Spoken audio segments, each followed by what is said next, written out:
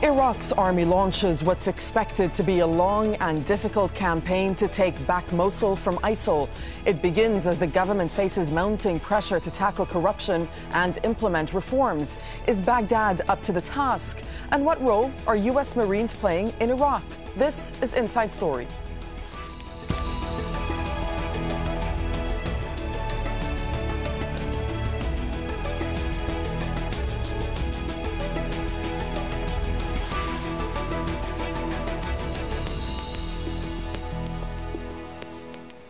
Hello and welcome to the program. I'm Dareen Abughaida. The Iraqi army, with U.S. backing, has launched an offensive to retake the northern province of Nineveh from ISIL fighters. The province's capital, Mosul, is a stronghold for ISIL, and the Iraqi armed forces, alongside Shia militias, are trying to capitalize on recent gains. They retook the city of Ramadi last month. Well, this is the territory ISIL currently holds across Iraq. The latest offensive began here in Mahmoud. That's where the Iraqi army has a base. Iraqi commanders say they've already taken back around 4 villages between Mahmoud and Qayyara.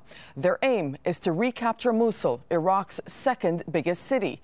But government officials admit it could take more than a year to win the city back. Meanwhile, the American combat role in Iraq also seems to be expanding. This week, U.S. military officials have confirmed the Marines have set up an outpost, they call it Firebase Bell, near Mahmoud. With around 200 personnel, it's the first such base since the U.S. returned forces to Iraq in 2014. American officials insist they're only there to advise and provide security for the Iraqi troops. But U.S. officials have told the Associated Press that the Marines fired illumination and artillery rounds in support of the offensive on Thursday.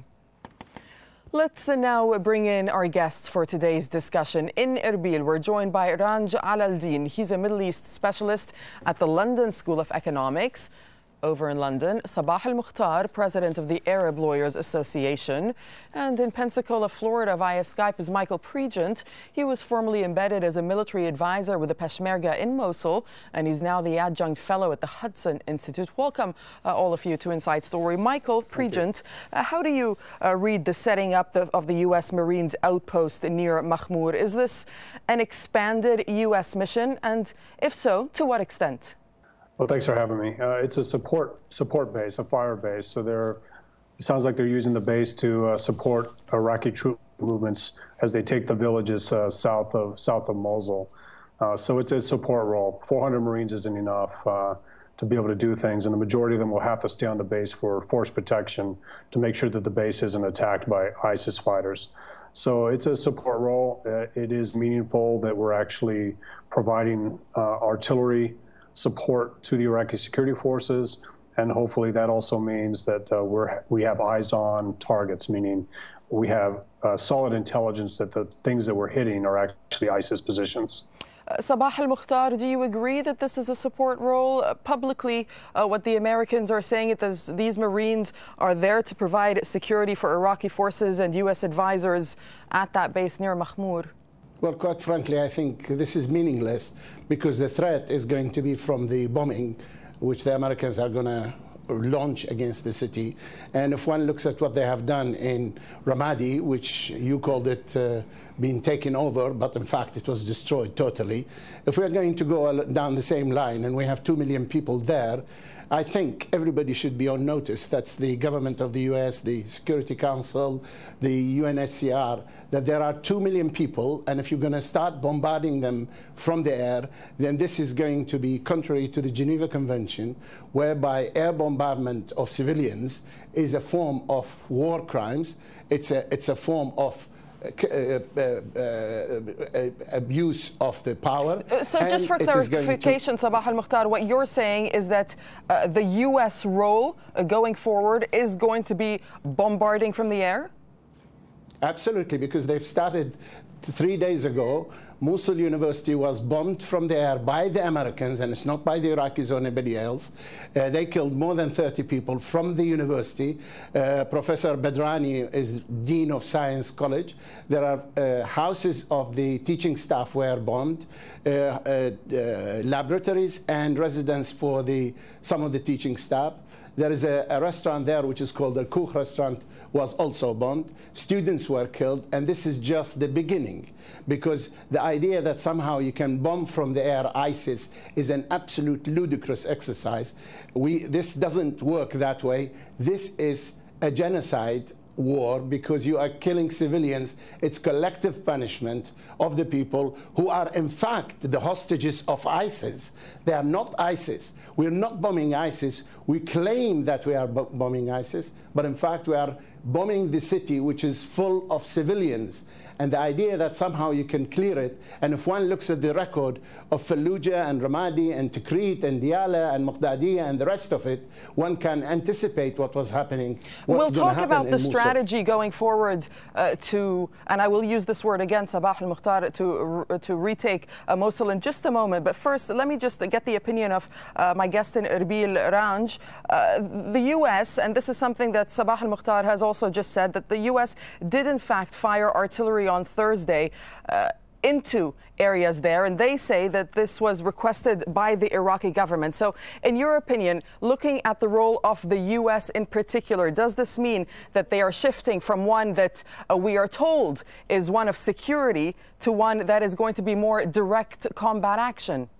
I think the United States is in a very difficult position. This is a very complicated and difficult conflict. What we should remember is that they're there with the consent of the government in Baghdad. They're working hand in hand with Iraqi forces, Baghdad forces, Kurdish forces. I think the U.S. involvement has so far been rather measured. But the U.S. forces are not authorized, Ranj. The U.S. forces are not authorized, in fact, by the Iraqi government to engage in any sort of frontline combat. Well, actually, I think it's a lot more complicated than that, because when ISIS took control of Mosul and other Iraqi towns and cities, the Iraqi government invoked its right under Article 51 to collective self-defense. It requested that the U.S.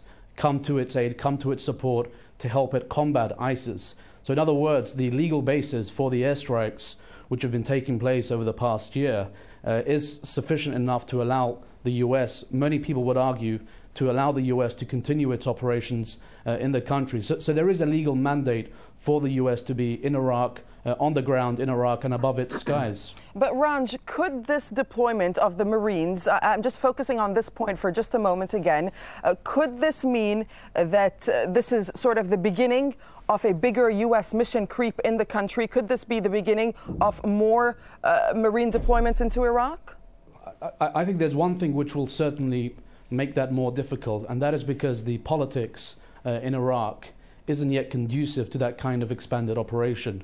So at the moment, Baghdad, especially the government of Prime Minister Haider al-Abadi, has had to balance a number of things. On the one hand, the US involvement, coupled with the presence of Iranian special advisors, Iranian-backed Shia militia groups. So even if there was an intention on the part of the US, even if some Iraqi local forces, whether it's the Peshmerga, the Kurds, or some elements in the Baghdad government, even if they wanted the US to have a more expanded operation in the country, there is still deep resentment and hostility towards the US expanding its operations in the country. So I think we're still very far away from that possibility.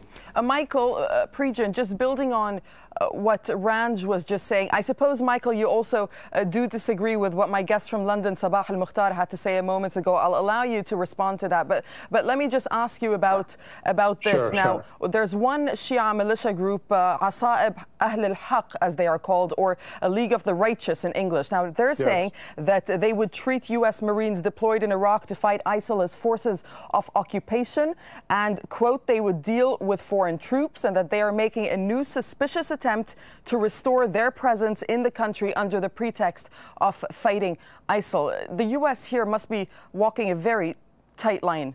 Yeah, I actually agree with both of your guests. Indiscriminate targeting of Sunnis in these towns will not work. It's not a counterinsurgency strategy.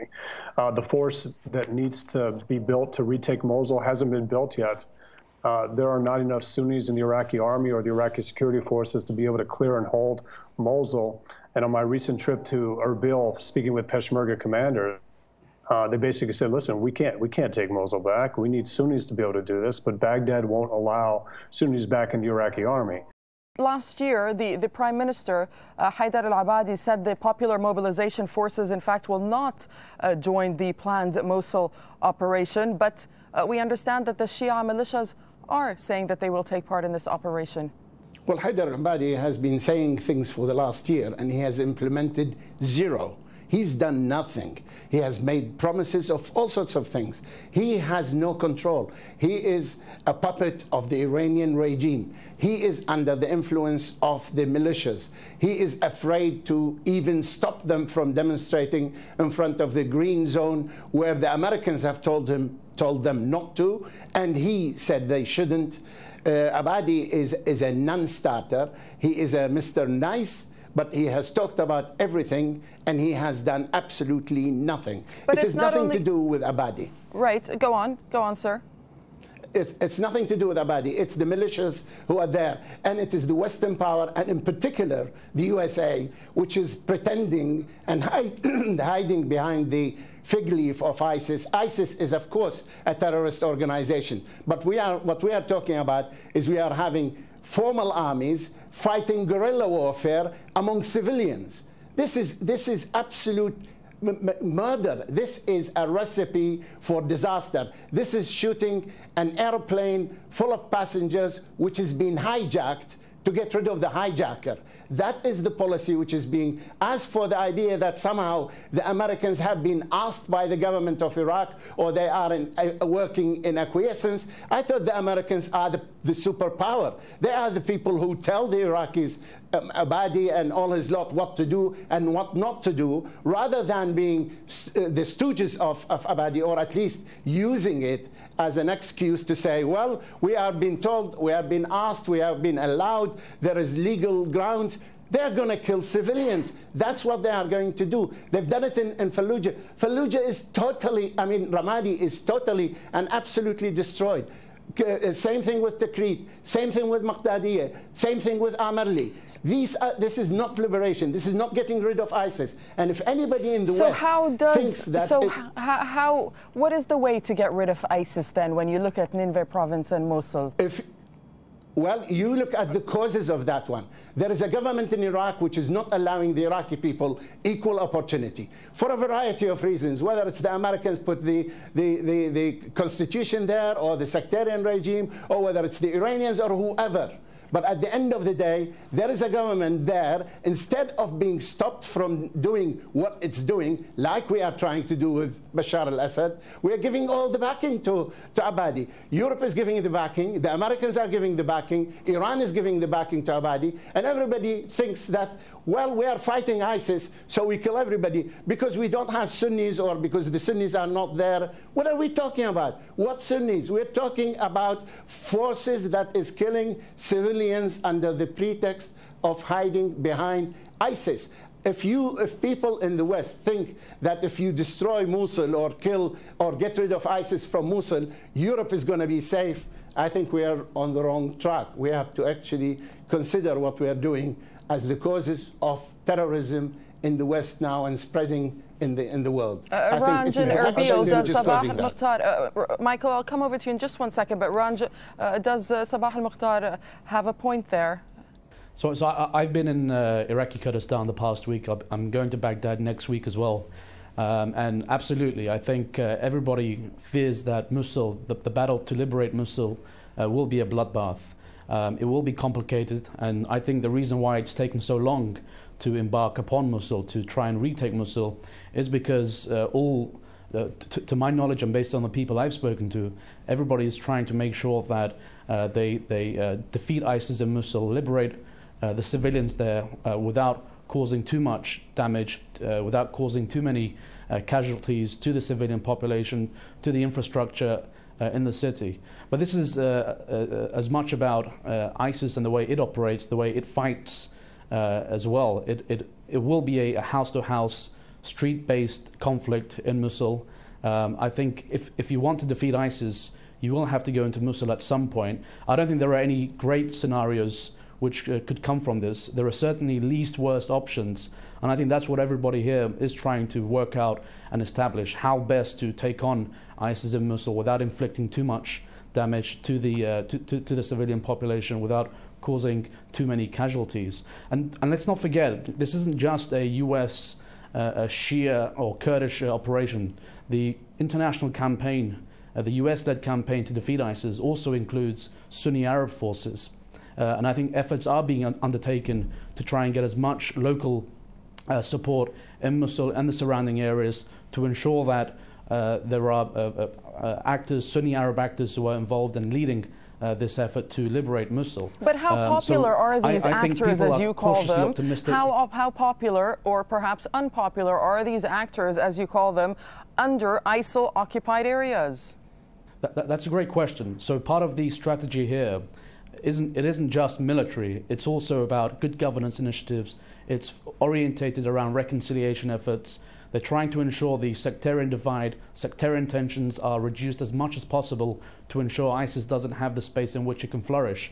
Now, whether that can be implemented successfully and whether it will yield the results that everybody wants, that's another issue, and I think that will be the challenge. It won't be just about retaking areas under ISIS control. It'll be about reconciliation, good governance initiatives to make sure groups like ISIS don't re-emerge again, because they will re-emerge again unless you have the support of local populations. We're going to talk about good governance in just a moment, but Michael Pregent, the U.S. Defense Secretary Ash Carter says that the U.S. is looking at a number of options to, and I'm quoting here, accelerate the fight against ISIL. What do you understand that to be, and what could the range of options include that the Defense Secretary is referring to?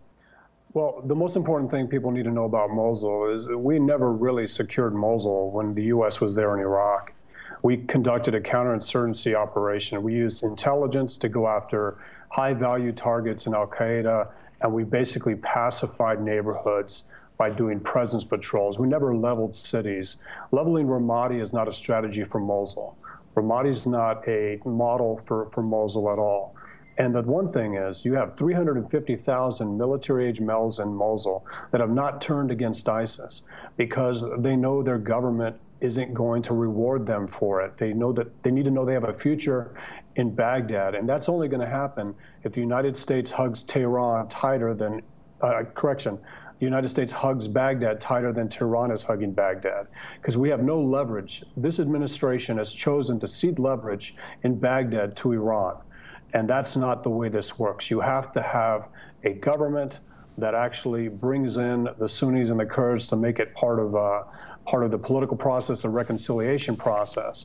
But we don't understand that. We don't have a strategy to defeat ISIS. The president has a strategy to get out of office in 9 months and pass it on to the next president. Michael Pregent, so Muqtada Sadr's sermon on Friday, he addressed his followers and that civil society movement we've been seeing going on in Iraq, and he said that if the Prime Minister fails to deliver sweeping reforms by Saturday, that is the deadline in fact, then the protesters will be having another stance to be declared. They will take this forward in another way. What do you make of these comments in context of what we're seeing happen in Mosul and the declaration to start this battle to retake Mosul? Well, what it shows is it shows how separated the country is, that Baghdad can basically move on from the ISIS fight and focus on corruption. That's important, but these things need to be done in parallel. Mukhtar al-Sadr has been basically marginalized by Iran, is marginalized by the other Shia militias like Sabah al-Haq and Kitab Hezbollah. The funding's been cut off, so he's seeking another way to have leverage in Baghdad by mobilizing his Jaish al-Mahdi followers.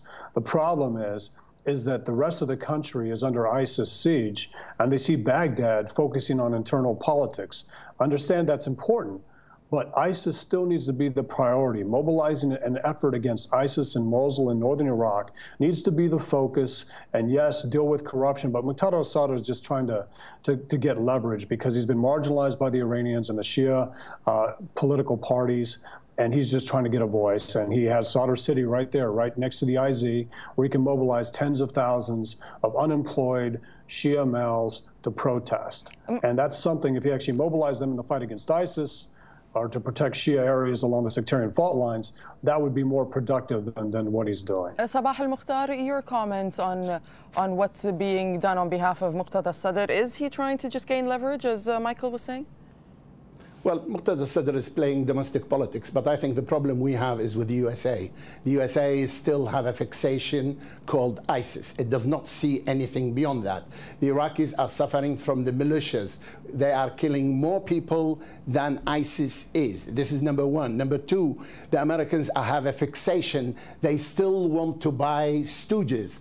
They have the Shiites, they have the Kurds, and they've been for the last 13 years buying Sunnis who are not recognized by anybody, because the US policy is buying agents. They are not trying to set up a government or a state that can survive. That is the problem we have there. In terms of the influence, America has a lot of influence, and the West does, on Iraq, because we have more thieves who are British citizens sitting here in London who have stolen money from Iraq. We have American citizens who have stolen money from Iraq who are living in America. And nobody is doing anything on that one. Offer some solutions. All you're doing is complaining about the U.S. What about the Sunni military generals in Mosul that haven't fought against ISIS? What about the Sunni responsibility?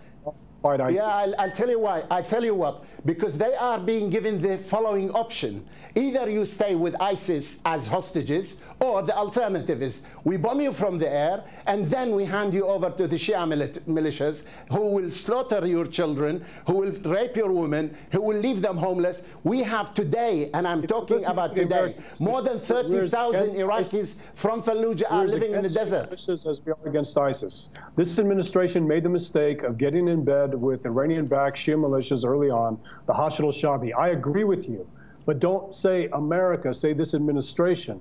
Those of us that served in Iraq, well, I spent 5 years.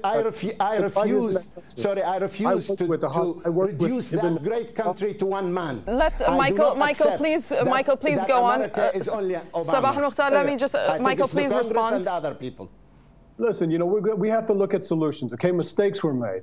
The Sahwa worked. The Sons of Iraq worked. And yes, the mistake was not making them permanent parts of the Iraqi army and permanent parts of the political solution. I agree with that. But let's stop calling everybody thieves and liars and users and look at solutions. We have Americans I'm talking, just for the... Sorry, do forgive me. I'm talking about specific ministers, Iraqi ministers, who stole Iraqi money. Like okay, and just for the sake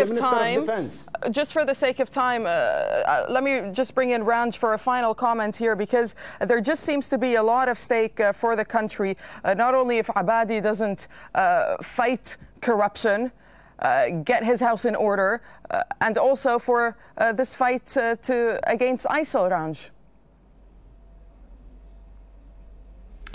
That's right. Look, I think we have to remember that ISIS didn't just suddenly appear from nowhere. ISIS is very much a product of the way that things unfolded after 2003.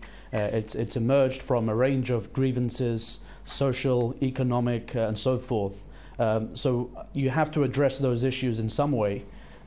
If you can't really achieve them in practice, I think in perception you have to start reassuring Iraq's various communities that the government is intent on reform, that it is going towards the right direction in terms of remedying sectarian divisions, in terms of improving good governance initiatives and so forth. This won't be just a challenge for the Iraqi government and Iraq's political establishment, but also actors like Ayatollah Sistani, for example.